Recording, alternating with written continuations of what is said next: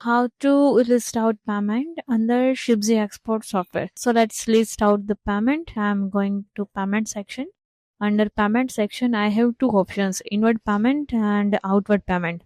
Inward payment means the payment I'm receiving against invoice in my bank, and outward payment means you are giving payment to a vendor when you created purchase order. So this is the difference between both the payment. So in inward payment, basically you are receiving, so it will be credited into your account. So customer is here, PI is there, and by selecting invoice number you can just hit and you can add pending amount.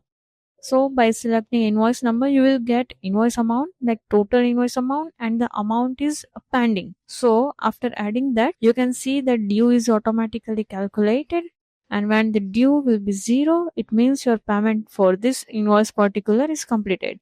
And let's say you are giving payment to some vendor, which means against some pro forma order.